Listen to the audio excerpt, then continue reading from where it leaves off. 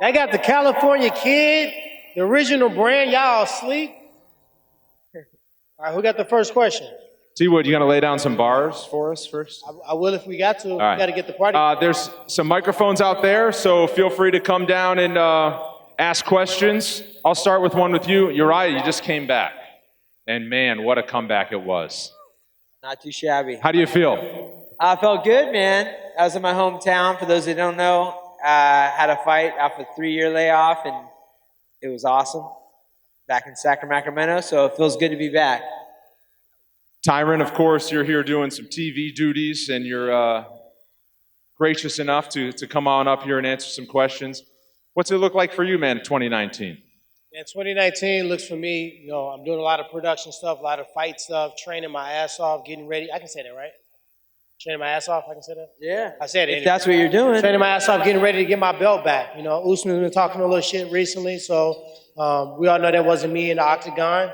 I just plan on going out there and snatching my belt back right quick. The microphones are right over there along the stairs. We have one right over there. Go ahead, sir. All right, Woodley. What's up, I know man? you deserve the rematch versus Usman, and that's what we all want to see. But if Kobe does end up getting that shot, do you have any other things in sight? Anything you'd like to do? Kobe does a good job of putting his own foot in his mouth. I know people said that about me, but he's a complete dumbass. I totally agree, bruv. He's talked himself out of 3 world title fights. He was supposed to fight me before I fought Till. He bitched out of that fight. He was supposed to fight me before I fought Usman. He bitched out of that fight. You guys can do the math on what he did in the Usman fight. So my goal is to get my belt back. So obviously Usman is going to be my top priority. If Kobe want to get that ass whooped, he can get whooped up too. I'd love to see it, bruv. Yeah, Good luck. Go ahead over here. Hey, Tyron, big fan. Just very curious what you think of Rory McDonald. Do you think he'd still make it in the top 5 of the UFC? Rory's probably one of the best, if not the best welterweight, walking around. I actually fought him in this arena, I think 2014. He came out extremely focused, sharp, with a great game plan together, handed me an L. I hadn't had a loss in a long time. And now it looks like me, Rory, GSP, Faraz is going to get some training in. So Rory's a phenomenal talent. One guy that really that this echo is messing me up.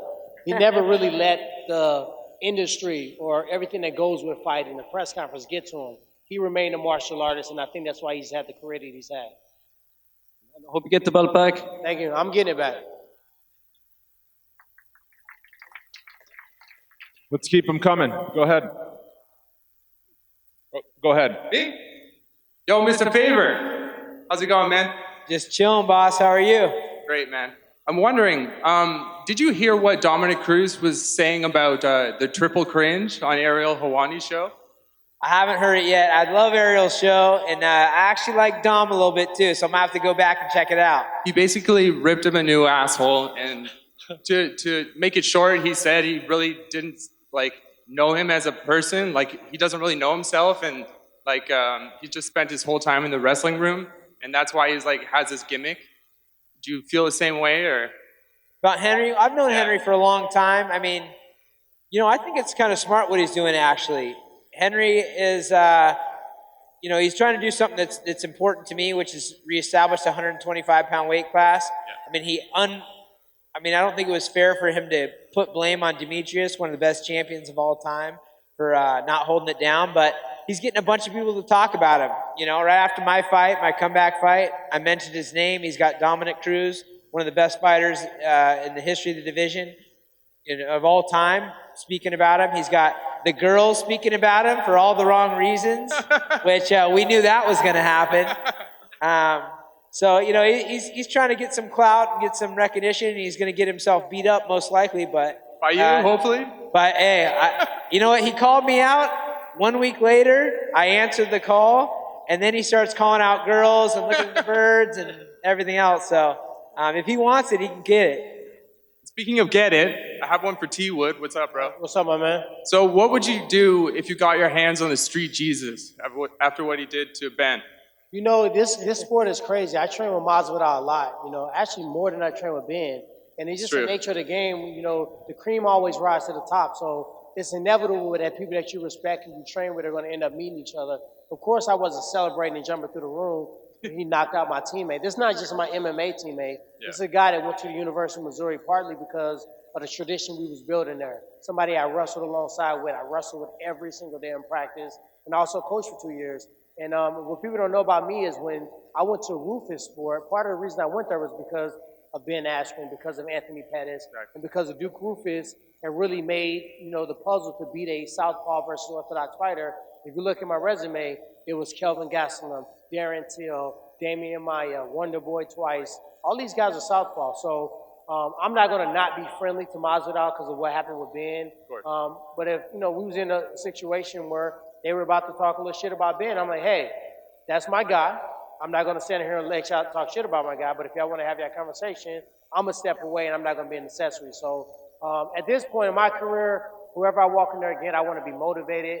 I want that anxiety. I want to see what he did to Ben or how fast his hands was against Steele. That's going to gear me up and get me pumped up to go out there and get it done. But I don't see that fight happening unless we're in a world title fight. Sick. Thank you so much, guys. Wish you luck in your next fights. Thank you. Hey, just a question for Faber. Welcome back. Thank you, buddy. How about it? I was just wondering, are you willing to wait for the snake to get back, or does that fight interest you at all with TJ? I mean, the only reason it interests me is because I think there's probably some money involved in that fight. For a long time, I didn't want to deal with the drama of the whole thing, and it didn't sound enticing to me. I was close to this family and whatnot, especially at the beginning of this, but I don't really feel like I know the guy, or I do know him, and a fight with him would be a good one. So as far as waiting around, I'm not like the waiting around type for anything, but we'll see what happens. He'll be off the PEDs when he comes back, and I'll be 42, so that should even things out. Thanks. Go ahead. All right, this question's for T. Wood. Yeah. Here we go. You can stop taking that selfie. No, I'm just joking. Actually, I got some moron on my live that's Connor's jock sniffer.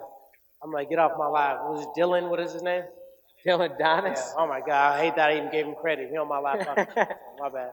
Good stuff. Well, excited to see you in Vancouver. Hopefully someone's hooking you up with that BC bud before you leave. Excited to see you here. I got to be real. That fight with you and Kamaru, that was hard to watch. Yeah. I know you got all the skills in the world to take him out. You said it yourself. It was a nightmare for you.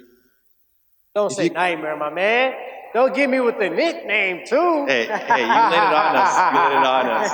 But I got to ask, I know you're going to work for that rematch, but that chain wrestling takes you in a dark place. It's hard to get past that. I want to cut you off, man. But Kamaru Usman, skill set wise, on paper, I'm a nightmare for him every day of the week. What happened in the octagon is, one, I never make excuses. I walked into 4 world title fights with the weight of the world on my back, personal issues, injuries, never healed from the injury before, but you guys never hear about that. But the second I go out there and I fight and I'm not the characteristic Tyron Woodley that you see, then immediately it's music that's distracting him and movies that distract him. Actually, Urijah Faber, I've been doing this same thing forever. Hustling. You guys just never hear about it. So when you watch the Kamaru Usman fight, I don't have to watch it. It was a silhouette of Tyron in the octagon, but something happened when I jumped up and stumped down. I think my spirit left my body. So I can give him credit for what he did. He stayed focused, he executed, but we all know that wasn't Tyron Woodley. So I don't have to go back and watch the film and say the chain wrestling. And I'm a Division I All-American, not Division II. I'm not knocking that, but it's a way different level.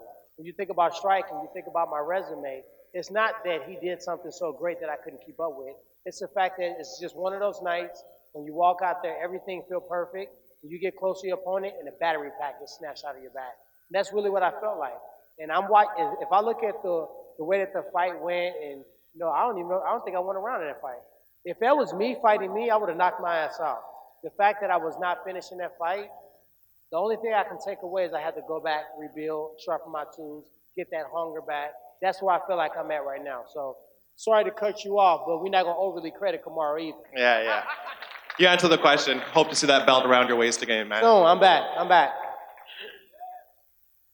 Go ahead on this side. My question's for Urijah. Right now, who are your eyes set on for your next opponent? Well, Henry Cejudo's got the world strap and a couple of them and an Olympic gold medal, which I actually never set my goals on as a young wrestler. I probably should have, but that's enticing to snatch up a belt, a couple belts, and a gold medal, and silence the cringe would be a great step in the right direction for me. And I think it's a great matchup. You know, he's naturally a 25-pounder. I'm a big 35-pounder. He's got the wrestling pedigree. I've got better jiu-jitsu. He breaks guys, and I don't break. So I think that's a good matchup.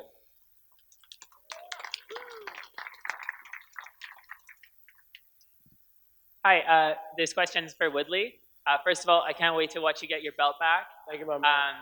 And secondly, I assume that you'll be fighting Colby at some point in the near future. If he quit running, God, he's annoying. So, He talks some more shit for somebody that never signed a bout agreement. so I'm assuming you hate him or strongly dislike him. So what I'm curious about is how you don't let those negative emotions like impact your training. Like when you hate someone, does it make it easier or harder to fight them? To be honest, I don't hate him. Hate is a very strong word. I don't hate anybody. But I definitely don't like him. If he was on fire, I wouldn't pee on him. The thing about it is, I think sometimes when we run away from your emotions, you got to use those emotions. I can't go out there and be emotional and take myself out of what I do best, which is figure out my opponent, take away their weaknesses, and leave them to deal with me. I'm not going to take that away. But if I get an opportunity where I see him hurt, or if I get an opportunity where I see an opportunity to hit him with a punch or punch him, grab his neck, break his arm, I'm going to do it. So this is a fight where I'm excited about the emotion that I have towards him, and I know that he can't deal with me. I've trained with him. I've had him in training camp. He talks a big game, but we all know what it is. Thanks. Uriah, how's it going? Good, brother. How are you? I'm good. I wanted to ask, if you're in a title eliminator fight, would you fight Cody Garbrandt? No, absolutely not. No? No, I have no. I mean, I'm not going to fight anybody I don't want to fight. You know, I'm not in this just lining up whoever you want and me knock them down. I'm, you know, a veteran in this sport. I was teetering on whether to come back, but I was getting the itch to want to fight, and it sounded like a good time.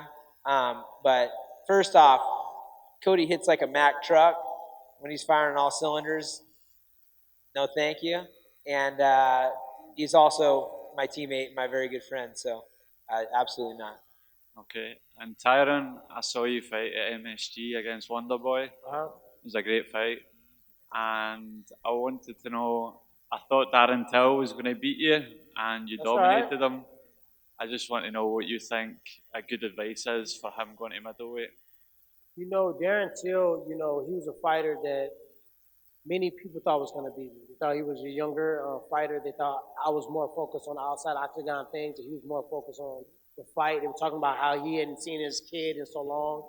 And when I looked at the matchup, he was a fighter that I knew had the ability to actually take me out. I knew he had the power. I knew he had the size.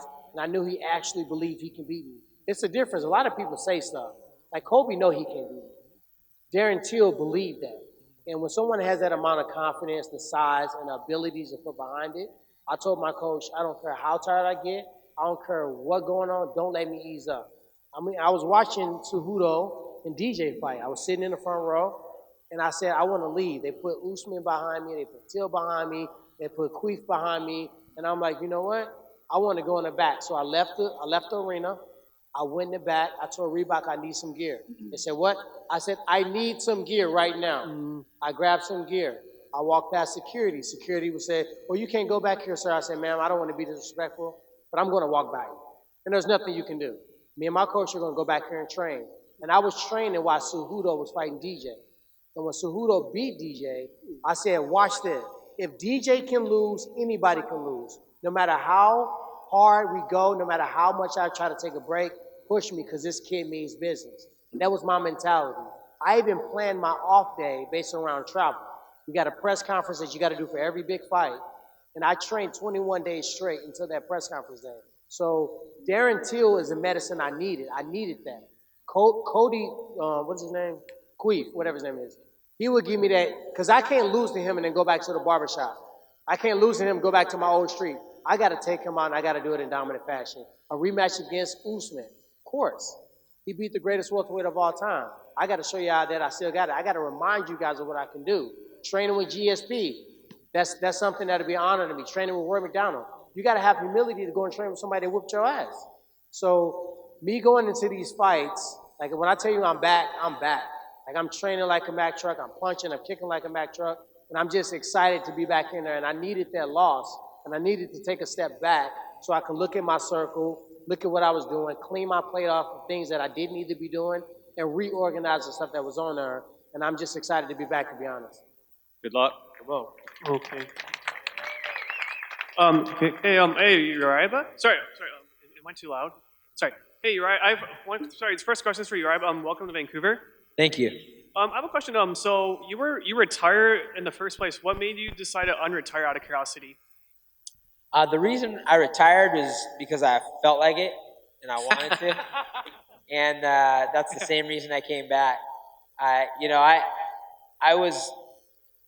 went out on a good note, but I felt like my nose had been to the grindstone for literally, since I graduated college. Like I didn't even know how to use a computer when I retired because I had just been grinding. Not since college, everything changed. I had some goals outside of the fight game that I wanted to get to. I wanted to experience life without the fight game, without the responsibility of preparing for a fight and getting asked to fight, and that has to be your focus. So I stepped away, and I really love stepping away. And the reason why I came back is because I was itching for a fight. It was something that was internal. I started stacking up all the reasons why I should and all the reasons why I shouldn't. And the one thing on the side of it that I shouldn't was because I retired. And I was like, that's not a good reason. So, just because I wanted to, man. And it felt great to get back in there. Well, it's good to have you back. Well, I hope you actually beat Cejudo and get the title. Thank you very much. I appreciate it. Hey, T-Wade, welcome back to Vancouver, man. Thank you, my man. Appreciate it. I have a question. I think it's a two-part question. Number one, when do you plan on fighting next? And if you don't fight Usman, who do you have in mind? I just want fights that excite me. I want fights that are going to get me back to the title because it's not an immediate rematch. When you look at a lot of fighters that are in similar situations as me that had never defended, they were given instant rematches.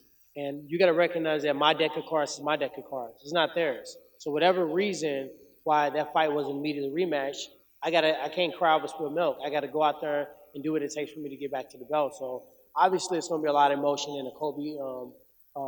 I keep messing this kid's name up. Covington fight. It's going to be a lot of emotion in the Usman fight. But outside of those two fights in that division, those are the ones that excite me the most. And after I get my belt and defend, if I fight Usman and beat him, I got to give him that rubber match. I can't just say, okay, nanny, you can't get me. I got to give him a chance to get back out there, and prove it. Fighting Kobe, obviously. Then I'm looking at 185 after that. Well, best of luck to you, T-Wade. Thank you.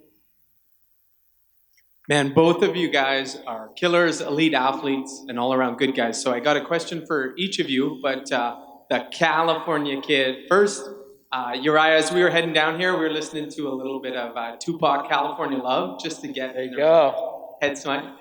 My question for you is, you've been doing this before a lot of these guys even watched their first UFC, 16, 20 years professionally. What do you think it's that you do differently, both physiologically or in your lifestyle or in your training, that allows you to build a brand, build a gym, and still be elite all these years later? That's a good question. There's a lot of parts to that. The first thing is good health is true wealth, and I was lucky enough to be in a family that believed that from the get-go, from the womb. So I've always been super hypersensitive to living a healthy lifestyle. And inside fight camps, outside of fight camps, consistency, that helps with consistency. As far as building a brand, it's all about how long you've been there. Tyron talked about, I know that he's been hustling, all the other stuff he's been doing while he was a champion, before he was a champion. In our sport, especially where I started, I had to work to be able to fight. I got paid $200 to show up, $200 to win my first fights. I was bussing tables, coaching little kids. And so the longevity, not getting, deterred when the things get rough, and being there for a long time. I mean, there's some famous people out there that shouldn't be famous, but you just heard their names a bunch of times. Like I don't know if you guys remember Kato Caitlin, but he was like, lived in the garage where OJ killed some people, you know? And so everyone knows his name, and it's just because he was on the news a bunch. So we've been there doing big things for a long time. That's because of training seriously, living a healthy lifestyle, always believing in yourself. Some of these guys have a little loss or have a little setback, and it takes away their self-belief. Mine comes from my parents believing in me and unconditional love and a healthy lifestyle. Awesome. Thanks, Uriah.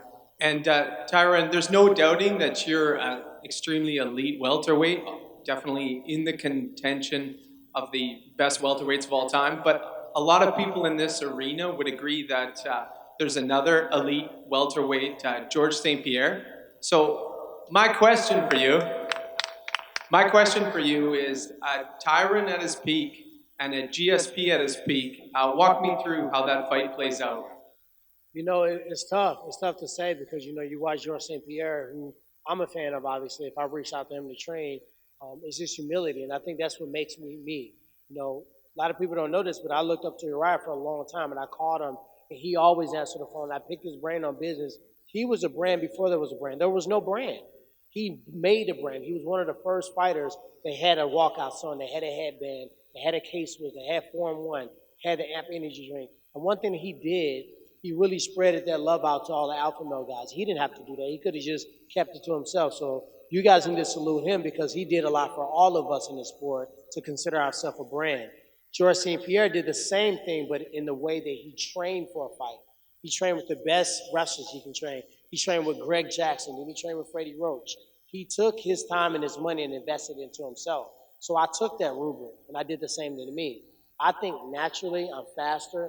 I think I punch harder. I think I kick harder. I think I wrestle better. I think we both mentally tough. And I think if you match us at our prime, I think I win that fight. And I've always wanted to prove that, not to you guys, but to myself, because he was the king of the throne for a very long time. You can't ever walk around and say you're the greatest that ever did, knowing that this guy's living, willing, able, and competitive enough to still compete. So that's why I was pushing for that fight. Not so much for the money. I'm going to make money anyway. But so much more for myself that I can prove that I am the greatest welterweight that's ever walked around. And once I recognized we were never going to fight, and I said, why not us train? I'm going to get the same motivation, but it's now instead of 25 minutes, I can share weeks, hours, months on picking his brain, swapping techniques. And now my legacy is based on who I beat, how I beat them, how long I reigned at the top. And that's going to be my argument why I'm the greatest of all time. Thanks for the answer. Appreciate it, gentlemen. We'll go on this side. We have 5 minutes left. We'll try to get in as many questions as we can. Go ahead. Uriah T. Wood, what's going on, guys? What's up, my man? All right, this is a fucked up question. Sorry for my language.